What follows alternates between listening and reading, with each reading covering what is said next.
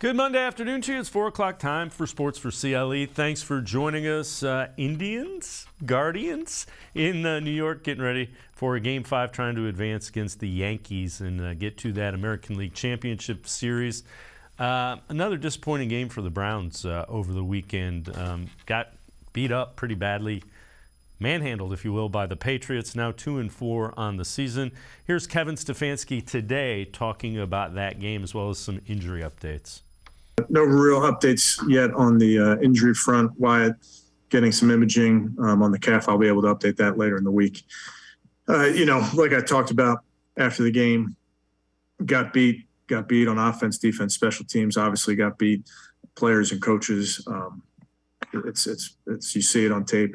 The game is the margins are razor thin in this game, and you're 3-3 there at the end of the first. So you get a great takeaway from our defense, and we don't capitalize with points. And then just moments throughout that game where we just got to pick each other up.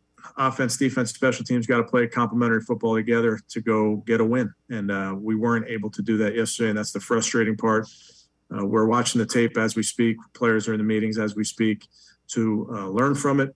And we have to move forward. We understand what's at stake, especially this week versus a really good football team in our division. Kevin Stefanski talking today. Let's welcome in Scott Petrick, Browns beat reporter for the Elyria Chronicle-Telegram. You can also see Scott, his work on brownzone.com. Scott, some takeaways, and let's start with it's bad, and I'm not going to sit here and say, boy, there's a chance.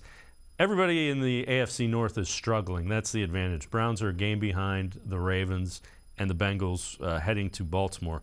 But your takeaways from yesterday's game, it was awfully hard to watch. Yeah, it certainly was. And, the thing that stood out to me about yesterday is it wasn't just one side of the ball, right? For much of the season, you could say it was the defense. The offenses played well. They were averaging, 26 points a game heading into yesterday. But against the Patriots, the offense didn't do what it normally does, running the ball. Jacoby Brissette turned the ball over, which historically he doesn't do. The defense gave up big plays again, even though it was a little better against the run. Special teams, A.J. Green's out of bounds on the outside kick. Chester Rogers muffs a punt, leads to a touchdown. So it was just a terrible effort, not effort like playing hard, just a terrible performance across the board. And that hasn't been the case so far. And I think that really stands out, and it leaves you kind of questioning a lot of things, right? Instead of just saying, okay, it's defense, now it feels like it's a lot bigger. And, like you mentioned, the AFC North season feels like it's at a tipping point now, which is a story I'm working on.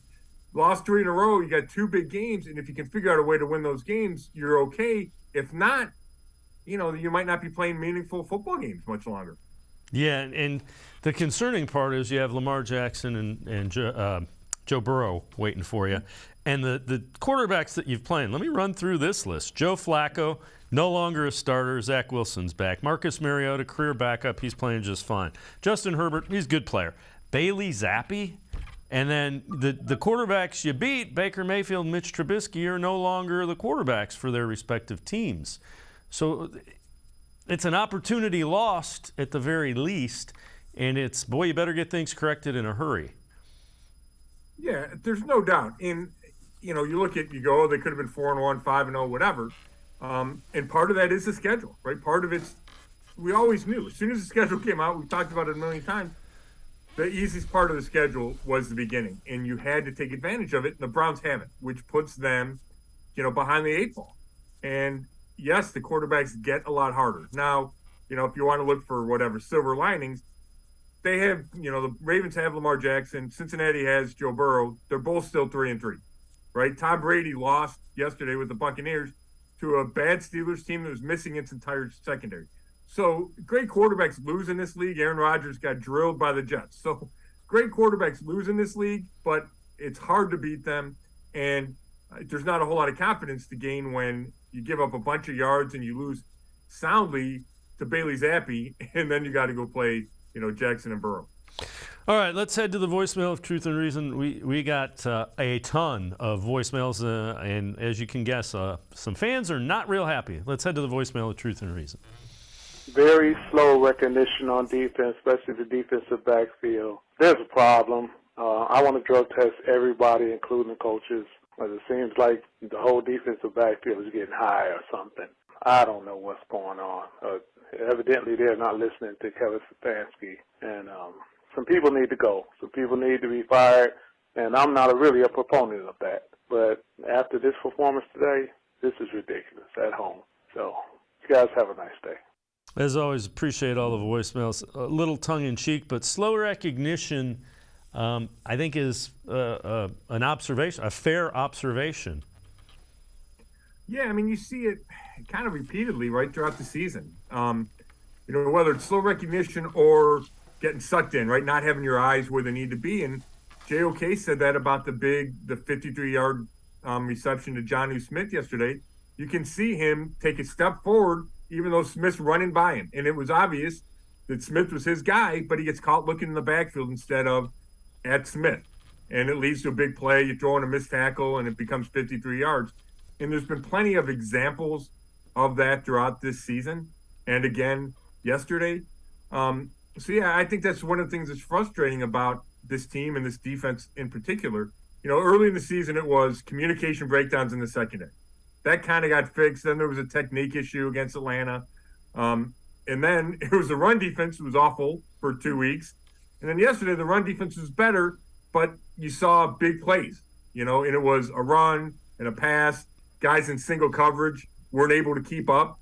So it's kind of been something different every week. And I think as a coaching staff, it's really hard because you're always correcting something different. Yeah, it's it's the old arcade game, whack-a-mole. It's a different thing that's coming and eating through it. Kevin Stefanski talked about that, just kind of new issues rising up weekly with this defense. There's always things that you feel like you can improve, and really trying to identify those things, shore up the things that you feel like you can improve, and accentuate the things that you do well. And I think that's really, that evolves throughout the season. I think you feel like you're good at one thing earlier in the season, then that maybe tapers off for whatever the reason. You got to adjust to protect that, if you will. I can't get into all the specifics, but I would just tell you from an offense, defense, special teams perspective, you're constantly doing your own self-scout to find out what you do well and what you don't do well. Yeah, I think we're obviously trying to play consistent football, Scott, specific to your question, trying to play consistent defense. As you know, it's you're going up against some tough attacks, and you're going to try and take away their run game or try and take away their pass game, and they're going to make their plays. I think we all get that part. But I think when we play our sound defense, we're limiting big plays, I think you're on your way to playing consistent defense. Scott, I was excited about this defense. I think it has a lot of talent. It has a lot of speed. And when I sit there and watch it, it just doesn't translate. Can you tell me, does this defense have an identity? Because I wouldn't know what it would be. No, that's a good question. It really is. I don't feel like it's an aggressive defense. I've never gotten that sense from Joe Woods. Yeah, I mean, they blitz some, but they're not Rex Ryan where you bring the house a bunch. Like when the Ravens or even the Steelers, right? They bring all those exotic blitzes. Like, I don't get that from Joe Woods. I think the goal, like Stefanski said, is to be sound, not give up the big plays, which they've failed at, and just kind of keep you in ball games, right? I think that's the plan is, hey, just don't give up big plays, make the other team go a bunch of plays on each drive, make them work. We'll get a turnover every once in a while, and the offense will kind of carry us, and then you get a lead and you unleash Myles Garrett. Well, that recipe is fine if all the other parts work, and all the other parts have not worked. You haven't gotten the huge leads where you can unleash the pass rush. The defense hasn't gotten the turnovers, right? You think, okay, you're going to get some turnovers here and there. They have 5 for the season. That's not enough. And then they haven't made the other team go 10 plays, right? It's been big plays, big chunk yardage, and that's changed the outcome of games. So I think that's a good point, Dave. And, I don't know if you have to – I don't think you have to be a team that blitzes all the time or whatever, but if you're going to be kind of just steady, then you better be steady, and they haven't been. Yeah, and if you're not steady, then you might as well sell out. And if you're giving up big plays and you're trying to force 10-play drives, you might as well throw caution to the wind and go after it because you can give up big plays anyway. Maybe you'll. I tend to agree with you. Yeah, if it's happening anyway, then go try to create some big plays of your own, right? Go try to create some turnovers, create some strip sacks, whatever it is. Agree wholeheartedly. All right, this is kind of interesting as well. We made a big deal about the turnover battle. Mary Kay Cabot tweets out, "You can win games with bad defense. Chargers beat the Browns, giving up 230 passing, 213 rushing. You can win if you stop the run. You can't win losing the turnover battles." And again, -3 for the Browns. They're 0-4 when they don't win the turnover battle. And that's something that this coaching staff puts a huge emphasis on, is creating turnovers. And they're just not doing it right now. They're not. And, I do think there's some luck involved in that, right? They tend to come in bunches. There's, you've seen bad teams get a ton of turnovers. But it's huge, and it's huge in outcomes of games. I agree with Mary Kay. I do think, yesterday it's a little slanted, right? It was 1-1 at the end of the first half, and they're still losing. Jacoby Brissette doesn't throw his second interception until after, I think the Patriots are up at least 17-6, maybe even 24-6. And then it gets away from at the end with another fumble and a muff punt. But I think the bigger issue is they're not creating the turnovers. And if you don't do that, it really exposes a defense that hasn't lived up to expectations, hasn't lived up to potential. And all of a sudden, if you add 2 turnovers a game, that's 2 less possessions, 2 less scoring chances. And I think you'd feel differently about this defense. That's a huge part of this. And if it flipped, if all of a sudden, for whatever reason, it flips, then the outcomes of games could flip easily. Yeah, that's the missing part. Start creating turnovers, and it creates a lot of the it hides a lot of the blemishes. Scott Petrick and I are going to step aside, take a quick time out of the side break. We'll continue talking Browns. We'll head back to the voicemail of Truth and Reason. Stay with us on Sports4CLE. Come back to go forward. Back to learning new things. Back to pursuing your dreams. Tri-C has flexible learning options to fit your life. And every year, more than 1,000 local companies provide Tri-C students with real-world learning. The right education can boost your lifetime earning power by hundreds of thousands of dollars. Start now with a college education you can afford. Tri-C, where futures begin. The Ohio Lottery Partners in Education program recognizes role model students and teachers from across Ohio. Nominations can now be done completely online. To nominate a deserving teacher or student, go to ohiolottery.com. In the About section, find Partners in Education. There you will find links to the nomination forms. Students kindergarten through 12th grade can be academic all-stars. Teachers can be honored as a Teacher of the Month. The Ohio Lottery Partners in Education, where stars shine. The Greater Cleveland Sports Hall of Fame celebrates the star athletes and notable sports figures who were born or have made their home in Greater Cleveland. It tells the story of discipline, commitment, perseverance, sportsmanship, and excellence in achievement. It encourages and inspires those who believe in sport and its direct impact on the well-being of our community. Go to clevelandsportshall.com or follow us on Twitter at GCLE Sports HOF for more details.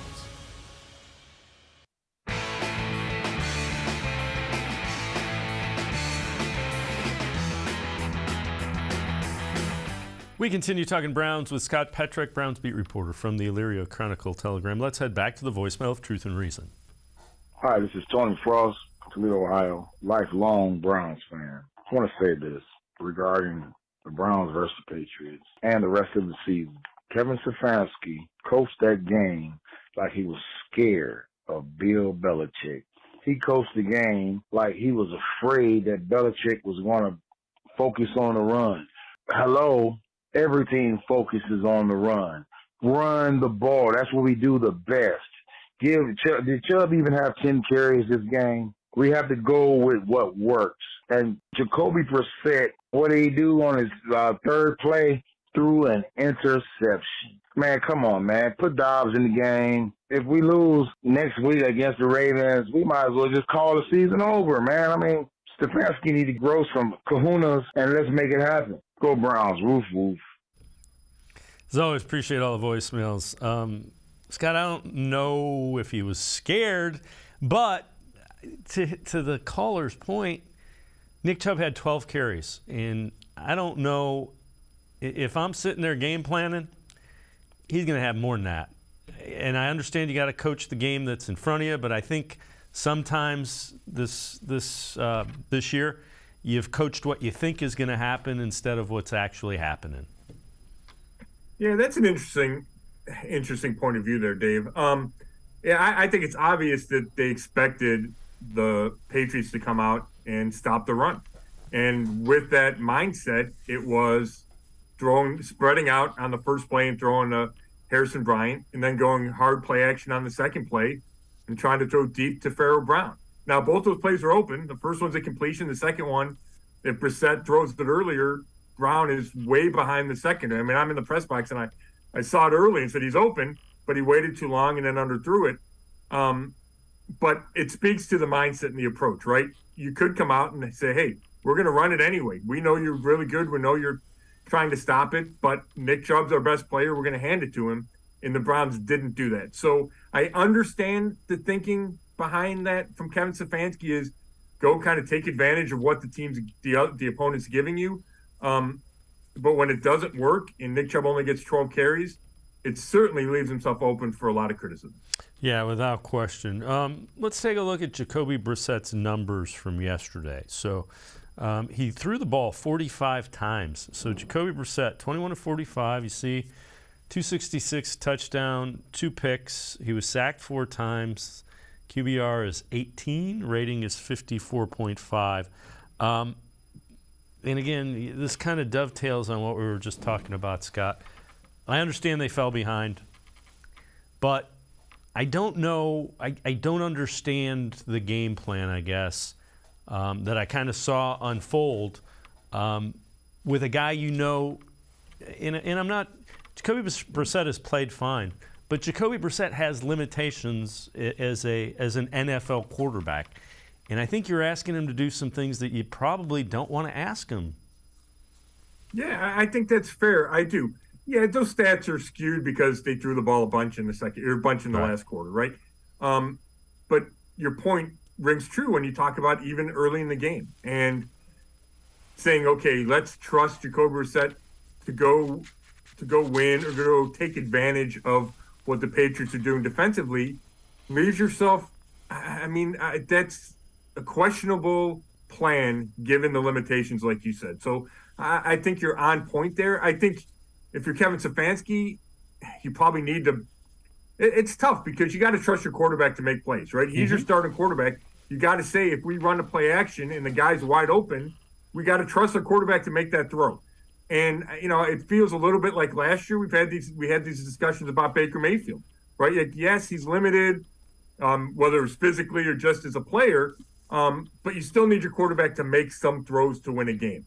Now, having said that, that doesn't mean you can't scheme it up different or can't plan it different and say, hey, let's go try to win a game 10 or 13-10, right? And we're going to run it 45 times. If we only average 2 a carry for the first 20 carries, it doesn't matter. We'll eventually break through.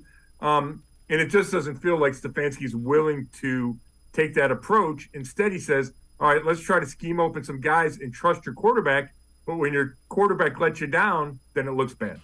Yeah, and the other – it kind of goes back to the other thing with the defense. If your defense is playing to force 10, 12 play drives, why don't you do that on offense then? You know what I mean? There's a mismatch there. Either you're playing, the game where we're going to grind it out and play field position, or take some chances. And it just doesn't seem it seems like it's kind of all over the place right now.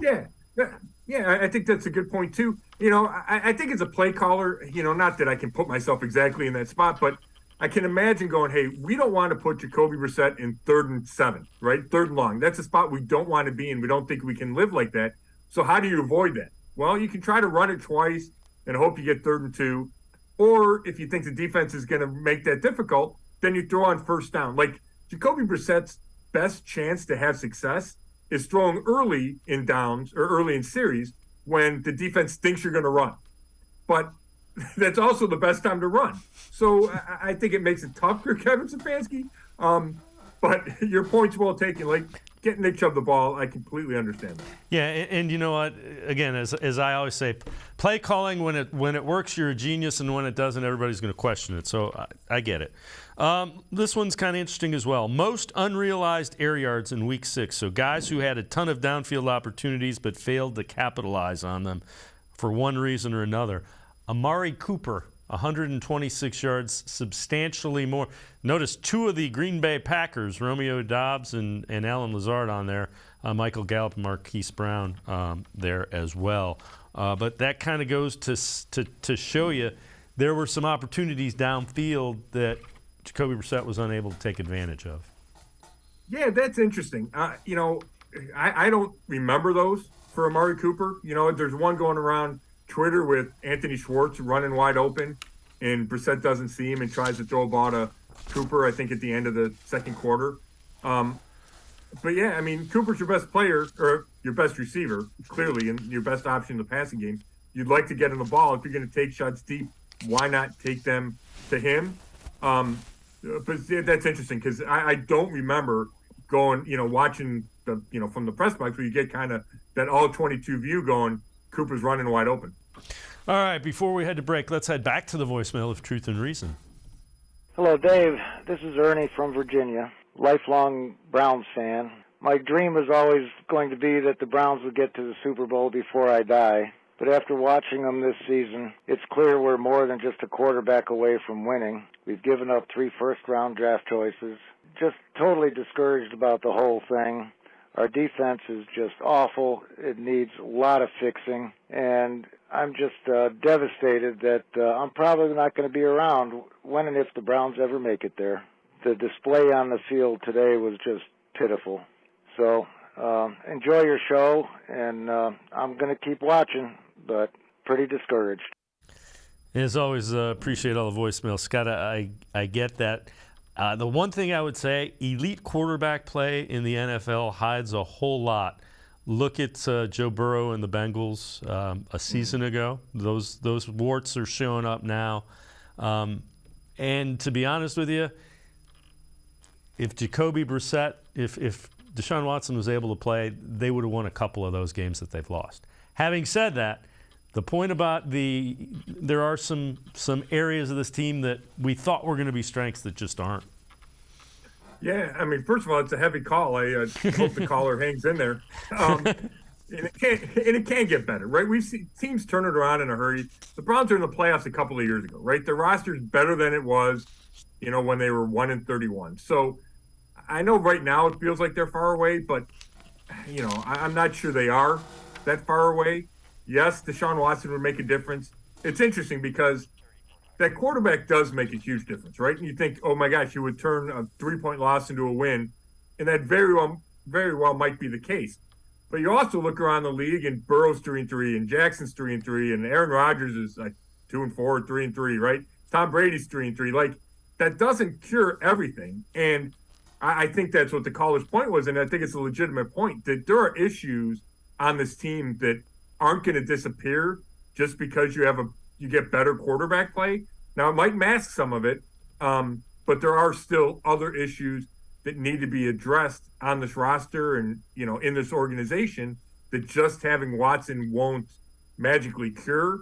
But, you know, when you're losing 3 in a row, everything looks terrible. I don't think the Browns are as bad as their 2-4 record.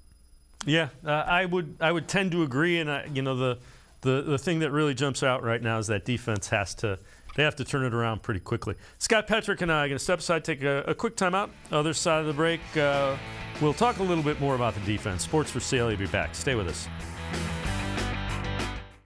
The Ohio Lottery Partners in Education program recognizes role model students and teachers from across Ohio. Nominations can now be done completely online. To nominate a deserving teacher or student, go to OhioLottery.com. In the About section, find Partners in Education. There you will find links to the nomination forms. Students kindergarten through 12th grade can be academic all-stars. Teachers can be honored as a Teacher of the Month. The Ohio Lottery Partners in Education, where stars shine. The Greater Cleveland Sports Hall of Fame celebrates the star athletes and notable sports figures who were born or have made their home in Greater Cleveland. It tells the story of discipline, commitment, perseverance, sportsmanship, and excellence in achievement. It encourages and inspires those who believe in sport and its direct impact on the well-being of our community. Go to clevelandsportshall.com or follow us on Twitter at GCLE Sports HOF for more details.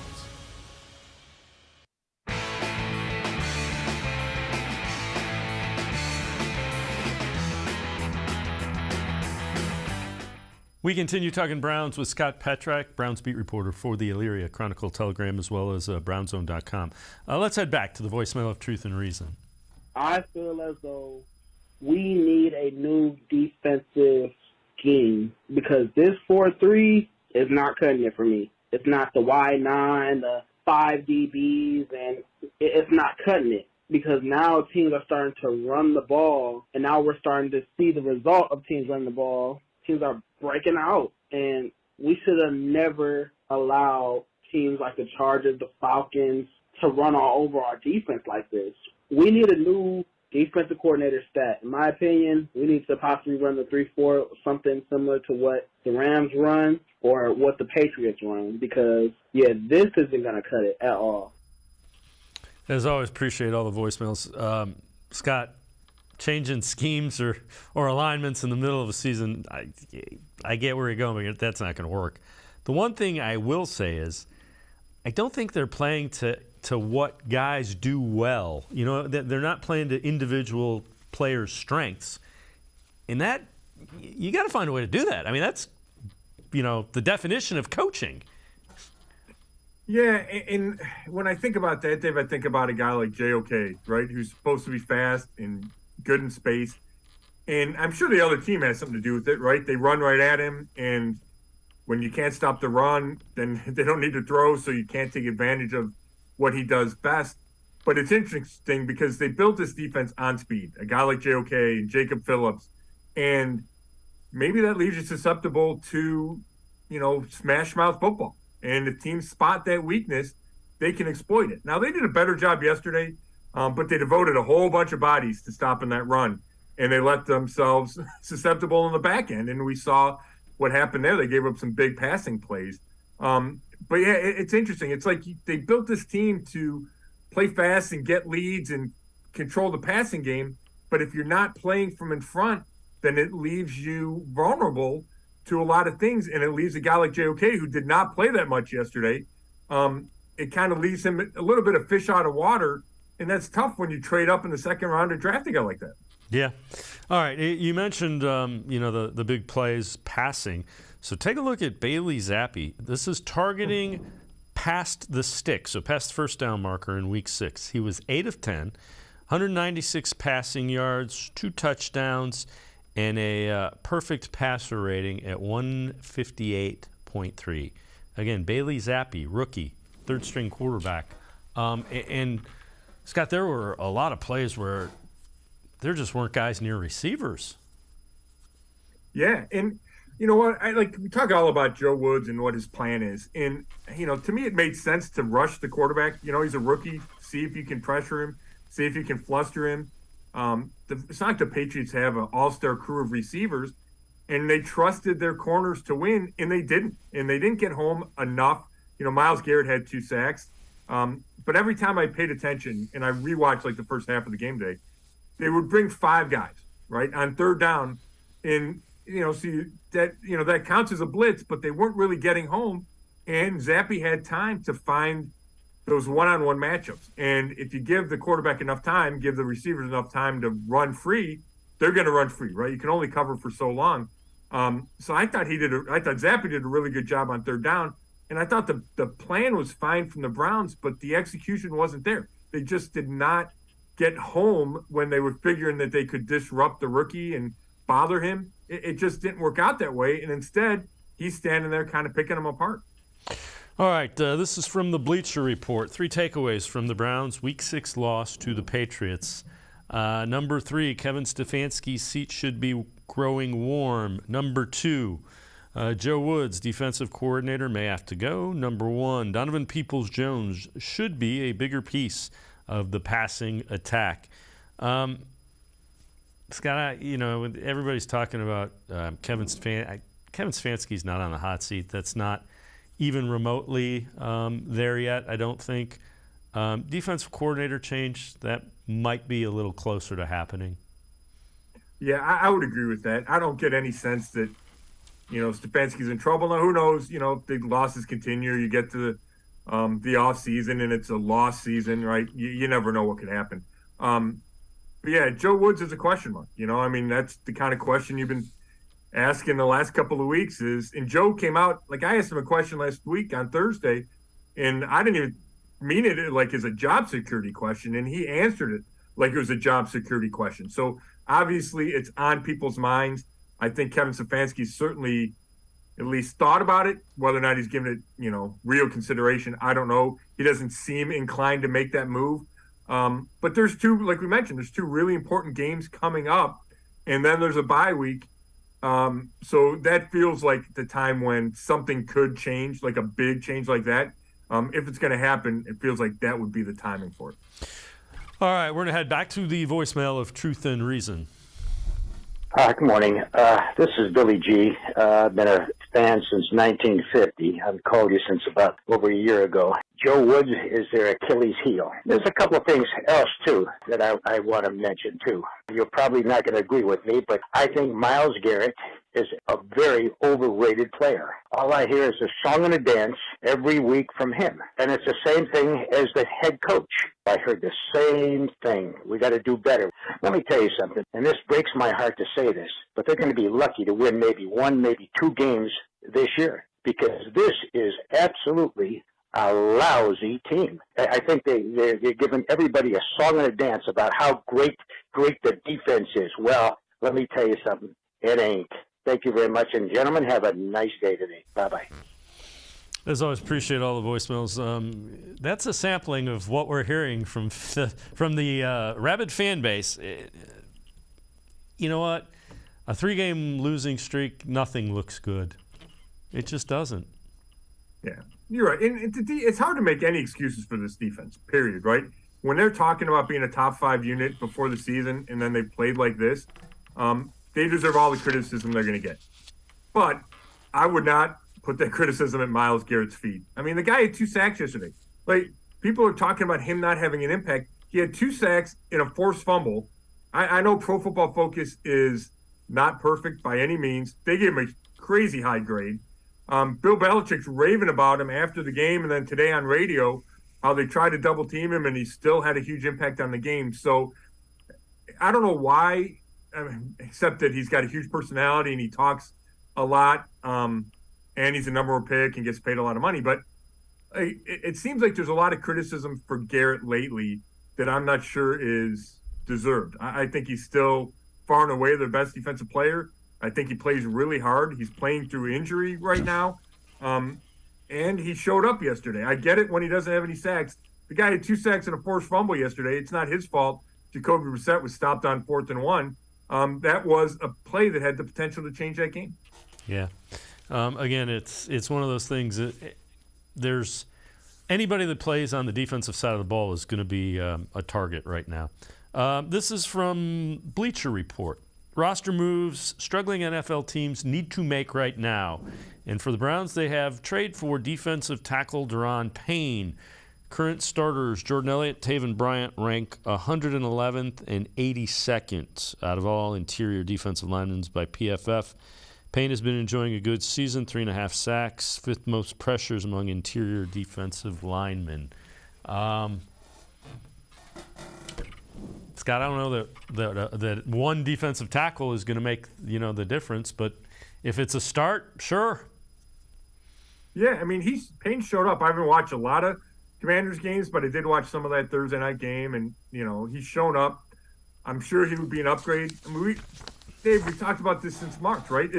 Defensive tackle is one of those positions you felt like they haven't done enough, and they thought they could get by with young guys, and it hasn't worked out because the D tackles are in the heart of that run defense that has struggled. So I understand that. I think that's a legitimate option. I don't know if the Browns would do that, but it makes sense, certainly.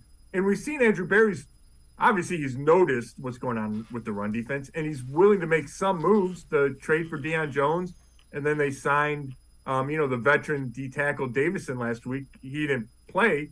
He's on the practice squad. But those are two guys that you would think have the potential to help in the middle of your run defense. Yeah, and again, there was an opportunity for some of the young defensive tackles to step up. None of them have. That. No, and I think you can say the same thing about linebacker, right? Jacob Yep. Phillips, Anthony Walker Jr. goes down. Jacob Phillips, your chance. He just hasn't filled that gap like you needed to.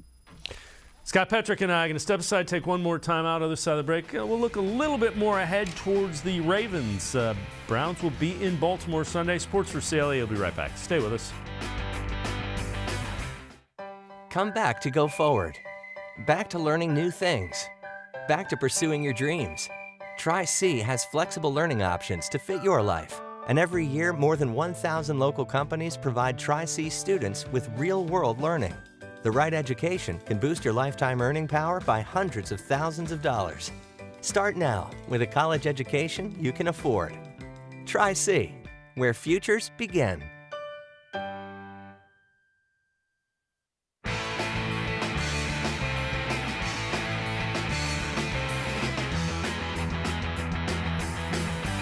We continue talking Browns with Scott Petrick. Let's head back to the voicemail of Truth and Reason.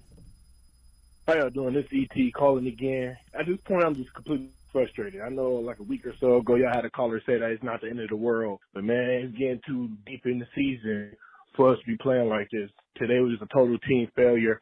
I actually believe that even though the defense made a lot of mistakes, I felt like they played good enough for us to win the game. Offense wasn't clicking. They had their first bad, really just shut a bad game. It don't seem like anything's getting better. It's like the same mistakes and stuff. Ooh, it's tough being a Browns fan, man. I've been a Browns fan my whole life. And my whole lifetime is just disappointment after heartbreak and disappointment. Even the Jaguars, who've been as bad as us my whole life, at least they've been the AFC championship. It's just, whew. All right, thank you. And as always, appreciate all the voicemails. Scott, point there. Season's a third of the way over with 6 games. So, and again, just a game out, but got to turn it around like Sunday. That's exactly right. I mean, these next 2 weeks are huge. Like, there's no getting around it. And Jack Conklin said, he pointed out when his last year in Tennessee, they were 2-4, wound up going 9-7 and making the AFC title game. So he's telling guys that, like, hey, we still have it in us. They still control their destiny, but what's worrisome to me is those are the kind of lines you hear in late November and December, right? Hey, we still control our destiny. It's October 17th. You guys are talking about all we have to do is keep winning. Well, yeah, you got 11 games left. So the fact that that's even a discussion point is it's concerning for sure. Yeah, without question. All right, we've talked about the AFC North standing. Let's take a look at them. So Ravens are 3-3, Bengals are 3-3, Browns and Steelers are both 2-4. It's the only division in the AFC without a winning record. And then one more thing to keep in mind: Lamar Jackson in the fourth quarter of games has struggled, kind of like the Browns have as a whole. These are his fourth quarter numbers: 1 touchdown pass, 4 picks. QBR is 28, and the Ravens are a minus 42-point differential in the fourth quarter of games. That is the worst in the NFL. So there's a bit of sunshine for you, but it could be one of those things. The fourth quarter of this game could be ugly. Yeah, I mean, do you go into the third quarter or fourth quarter hoping not to have the lead? Like, you want to be trailing going in because both teams are so bad in the fourth quarter? That's a crazy stat, and the Browns have their own crazy stats about blowing games. They led the first 5 games going into the fourth quarter. I guess it shows you that there's potential on each team. Yeah, I think the Ravens are a good team. Lamar's unbelievable. But all these games, not all of them, but the vast, vast majority of these games in this league are decided in the fourth quarter, and you have to play well in those key moments. Yeah, you have to finish games strong. Good teams play well in the fourth quarter. That's why they win. All right, we're going to head back to the voicemail of Truth and Reason. Hi, Steve Lane. As bad as things have gotten, why don't the Browns start Dobbs next week and see what happens? Can't see things getting any worse. Thank you. Keep up the good work. As always, appreciate all the voicemails. I think Kevin Stefanski was asked that. I don't see that as necessarily the answer, but I'm sure there will be some consideration to maybe having a package or two for him. Yeah, I don't.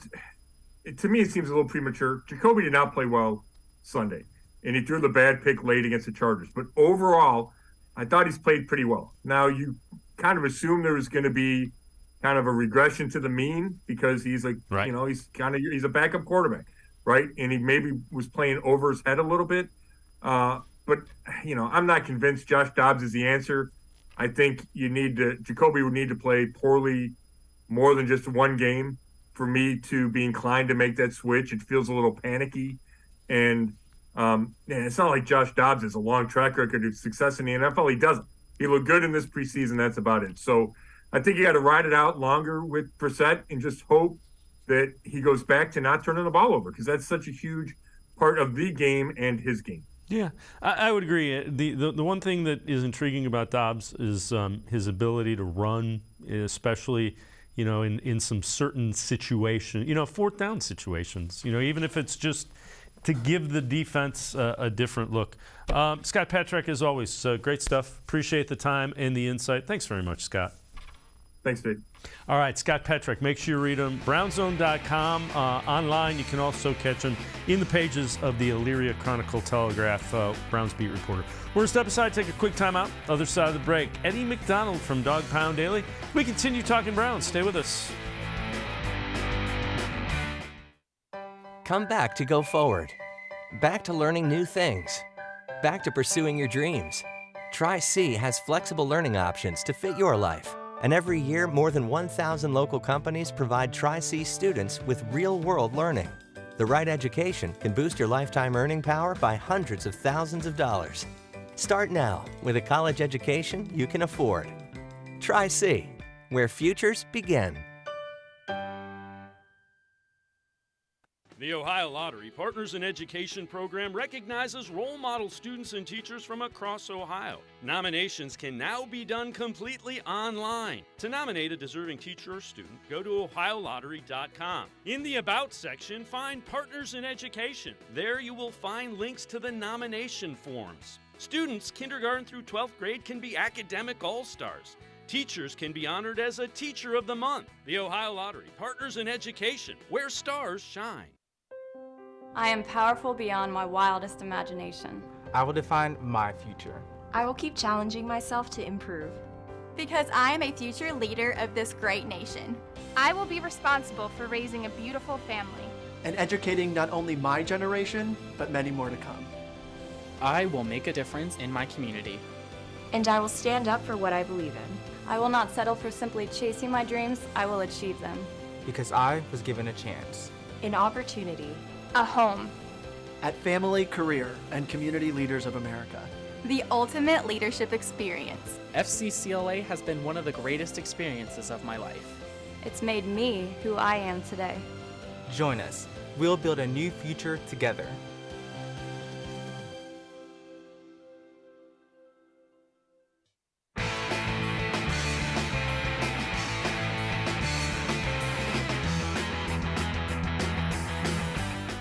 We continue talking Browns here on Sports4CLE. Let's head back to the voicemail of Truth and Reason. Dave Thatch is the quintessential Cleveland Browns fan. I haven't called in a couple of weeks because I've been just too disgusted with the Browns. I'm sitting here today watching them play the New England Patriots. This is the Patriots' third-string quarterback. So what I'm saying, what's the difference? It's obviously coaching. It has to be, because their third-string quarterback shouldn't be better than our second-string. And we have a better roster. So it comes down to coaching, which is also underlined by the debacle when they played New England last year. I believe that Kevin Stefanski and his whole staff will be gone after this season. I can't take this no more. I support the Browns, but I'm done with Stefanski. Oh, boy. Go Cleveland Guardians. All right, Cassius, as always, appreciate all the voicemails. Let's welcome in Eddie McDonald from Dog Pound Daily. Eddie, I don't think Kevin Stefanski is in any danger whatsoever. Changes to the coaching staff, yeah, that might happen. Yeah, Kevin Stefanski is 1,000% not going anywhere. He hasn't had the quarterback that he has drafted yet. He inherited Baker Mayfield. We all know how that went. He had, Baker's best professional season in 2020. The Browns made the playoffs that year. Last year, there was a bit of a regression. So, he's not going anywhere. And this year, they traded for Deshaun Watson. Obviously, that went from 6 games to 11 games for the suspension. So he doesn't have a full season with him. So I would say after next year, if, the wheels fall off and, the Browns have a horrible record with Watson, if he's playing in the full season, then, Stefanski might go. But this year, no chance.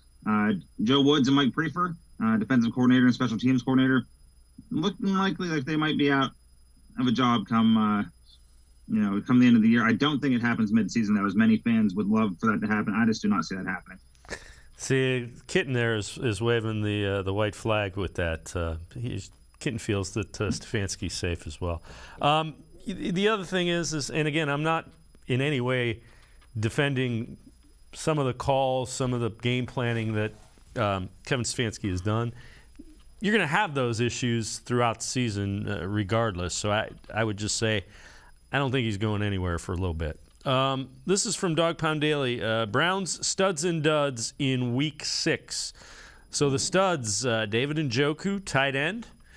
Amari Cooper, wide receiver, had 12 passes thrown his way. And Myles Garrett, the defensive edge rusher.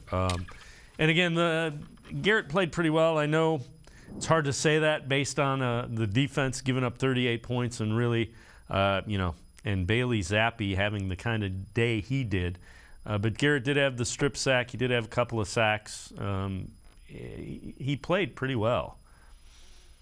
Yeah, and to Corey Kinnon's credit, he is a writer for the Browns Wire of USA Today. And he was pointing out a lot on Twitter this week of how Myles Garrett is actually playing really well despite what the stats say. And I was one that called for Garrett to, play better. But then I watched a lot of his breakdown on Twitter, and it showed that he's getting double and triple team at an alarming rate. He can't get home. There's no defensive tackles to get home once he is, once he is double and triple team. Jadeveon Clowney has not been there all season. So he actually has been playing a lot better than I even thought. So shout out to Corey for that. As for the other two, Njoku and Cooper, those are the two main weapons of Jacoby Brissette. Yes, Donovan Peoples-Jones led the way with 4 receptions, 74 yards yesterday. But clearly that wasn't enough.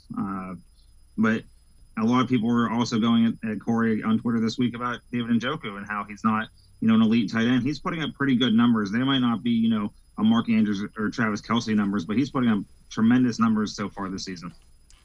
All right, the duds from this Dog Pound Daily article. Jacob Phillips, linebacker. Grant Delpit, safety. And then really for the first time here, Jacoby Brissette, quarterback. And Brissette did not play well. That was more along the lines of what you thought you might get from a guy that you have to start that's normally the backup quarterback. But Phillips and Delpit have struggled this year, and those two guys need to get it turned around. Yeah, I, for one, am sick of LSU defensive players being drafted by the Browns. I'm over the experiment. It's done and over with. Delpit showed flashes at times. Phillips showed flashes at times, but they just aren't good enough to be on the football field. I don't know if there's a replacement for them elsewhere on the roster, on the practice squad, or in free agency or what. But these two just aren't it. Time and time again, Delpit is on the losing end of coverages on the jet sweep yesterday where they ran it for a touchdown on the wide receiver. He just looked in, was focused on the running back, got fooled by the fake, and then there's a touchdown that led to one of many touchdowns on the day. Those two just aren't good. Phillips, I had high hopes for. I think a lot of people did this season. If he could stay healthy, he's been healthy. He just hasn't played well. So there's that. And as for Brissette, Bill Belichick knew exactly who Jacoby Brissette was. And for the first 5 weeks, we were playing with fool's gold a little bit. He put us in positions to win. He also took us out of positions to win. And he's a backup quarterback for a reason. That's why he's not a starter all but 1 year of his career. So, it came out and Belichick just gave a game plan for the rest of the season for defensive coordinators, made Jacoby Brissett beat you, because once you take away the run game, which Belichick did a fantastic job in, he knew Jacoby Brissett couldn't beat him. And similar last year, as we had Baker Mayfield, defensive coordinators like, all right, beat us with your arm, beat us with Mayfield. and they couldn't. And it's the same thing happening this year with Brissette. And again, yesterday, I get they fell behind, but I think you were asking Jacoby Brissette to do some things that you don't want to ask him to do early in games. I get it when you're down late and the clock's running out, you're going to have to ask him to go and do some things with the football that you're not comfortable doing. You don't have to do that in the first half, though. You didn't have to do that as early as the Browns did.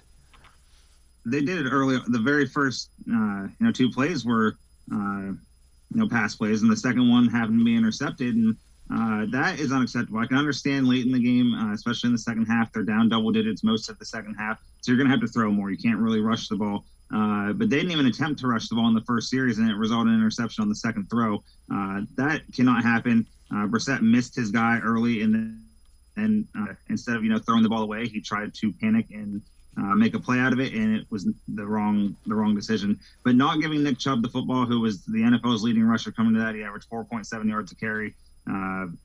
How you wouldn't give it to him on the first or second play of the game is beyond me, but that's what Stefanski called, and had those plays worked. And the thing you said about Stefanski earlier, some of the play calls can be questioned. Absolutely, they can be questioned, but they wouldn't be questioned if they were executed. And if the execution was there, if Brissette makes that throw and doesn't make the pick, we're talking about a different series there. But you have to give Nick Chubb the football on first or second down. You just have to. Yeah, he had 12 carries for the game.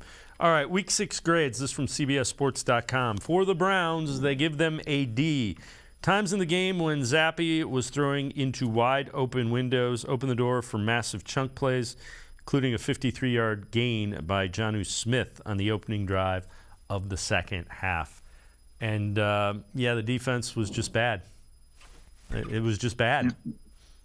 There's really nothing else to say about it. It was just bad. I think I put in my instant reactions for Dog Pound Day, I think I put putrid, and I said that to say the very least. They just have not been good all season, whether that's, Joe Wood's fault, the players' fault. It falls on everyone that's involved. So yesterday was just bad, and that play to Jonnu Smith was really, I feel like, the backbreaker of the game, because it was only 10-6 going into the half. It could have been way worse. Probably should have been way worse. The defense did have a couple of plays in the first half where, all right, well, we have some life here. And then it took away, 53 yards to a tight end who is not, Mark Andrews or Travis Kelce or even Darren Waller or Kyle Pitts. Hey, not even David Njoku. It's a guy that should not be getting, 50-plus yards on a catch and run. But there it was. And D, I'd say it's a little bit, generous. I think they should probably, fail. D somehow, get passing grades sometimes and things. But I think the defense and overall the Browns yesterday just failed. They just came out lifeless, and that was just pathetic, really. Eddie McDonald from Dog Pound Daily and I are going to step aside, take a quick time out of the side of the break. We will hear from Kevin Stefanski, and we'll also take a look a little bit ahead. Ravens on Sunday. Sports4CLE. Be right back. Stay with us. The Ohio Lottery Partners in Education program recognizes role model students and teachers from across Ohio. Nominations can now be done completely online. To nominate a deserving teacher or student, go to ohiolottery.com. In the About section, find Partners in Education. There you will find links to the nomination forms. Students, kindergarten through 12th grade, can be academic all-stars. Teachers can be honored as a Teacher of the Month. The Ohio Lottery Partners in Education, where stars shine. The Greater Cleveland Sports Hall of Fame celebrates the star athletes and notable sports figures who were born or have made their home in Greater Cleveland. It tells the story of discipline, commitment, perseverance, sportsmanship, and excellence in achievement. It encourages and inspires those who believe in sport and its direct impact on the well-being of our community. Go to clevelandsportshall.com or follow us on Twitter at GCLE Sports HOF for more details.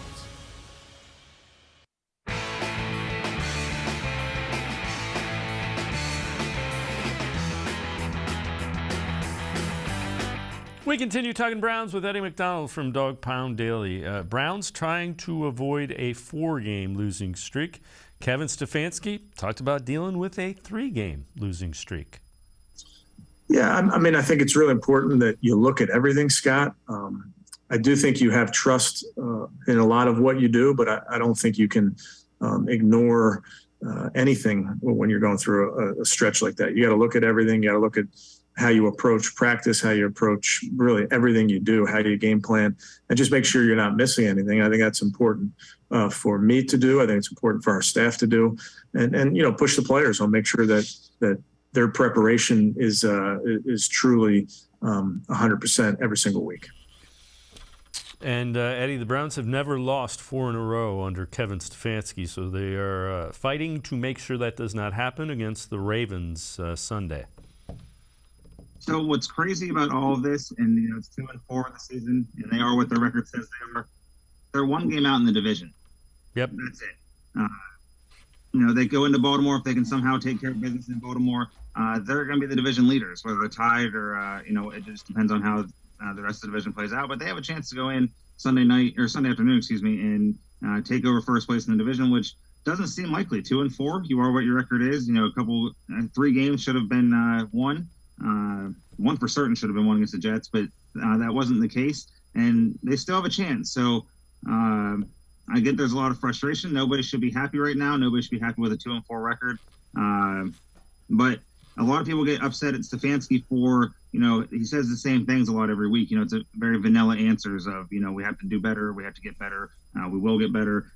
So far, it hasn't shown to be the exact formula yet, but it's very Bill Belichick in his answers of, we got to do better, on to Baltimore now. I would be very concerned if he came out and, was throwing his players and coaches under the bus. He said, we have to do better as a collective whole. And like I said, one game out of first, they can go into Baltimore and somehow beat the Ravens. They're in first place in the division.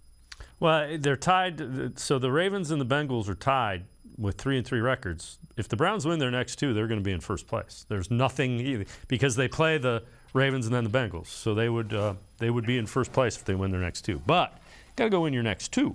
Let's head back to the voicemail of Truth and Reason. Hi, Dave. Howard from Marin County. What can you say about the Browns? I believe the Browns are one of the worst teams in football, and as I've said in past weeks, I don't think they'll win 6 games. And again, let me reiterate, major problems in terms of draft choices, and that goes back to the Harvard boys. I wouldn't fire Kevin Stefanski because no one will want to come to Cleveland. I think Kevin Stefanski is doing the best he can with what he was given. I think the injury to Wyatt Teller is disaster for the run game, and Miles should not play for a couple of weeks because of his AC strain. I am a doctor, and we don't want him to tear his AC and then tear his clavicle, so he'll be out for the rest of the season. Great show, Dave. Thanks a lot. Bye. As always, appreciate all of the voicemails. That's what happens when you're not playing the way it was expected. And Eddie, I've said it. The fan base is very passionate, and they are not happy. No, nor should they be. But there is, something to think about. Randy Gurzy, the site the site editor of Dog Pound Daily, he wrote a piece last night. I think it was last night or this morning came out. I don't remember which one. But about the team wasn't as good as we all thought they were. And myself included, he told me multiple times, this team isn't that good, man. The roster isn't as talented as what we think. And I'm like, okay, man, they're going to be just fine. Defense is going to do their thing. Brissette just has to play better than Baker Mayfield. Well, this year's been the opposite. He's been better than Baker Mayfield for this season, but the defense has been lousy. So maybe they aren't as talented on the field, even on paper, as they are on the field, because something isn't working, and the defense just continues to do this. So maybe we just overvalue the roster. We talked about that a few times on this show, the overvaluing of the roster, and they just aren't the best players available. And going back to the drafting, maybe it's time to look at Andrew Berry's draft history and see what is going right and what's not going right. And like I said earlier, no more LSU players, please. Well, they did trade for Deion Jones. That's another former LSU linebacker who was not able to go. Eddie McDonald, Dog Pound Daily, as always, great stuff, man. Appreciate the time and the insight. Thanks very much, Eddie. Thank you very much, and go Guards tonight. All right, Eddie McDonald. Make sure you check him out. Pages of Dog Pound Daily. That's going to do it for this edition of Sports for CLE. We will see you back here tomorrow at 4 o'clock. Have a great night, everybody. We'll see you tomorrow on Sports for CLE.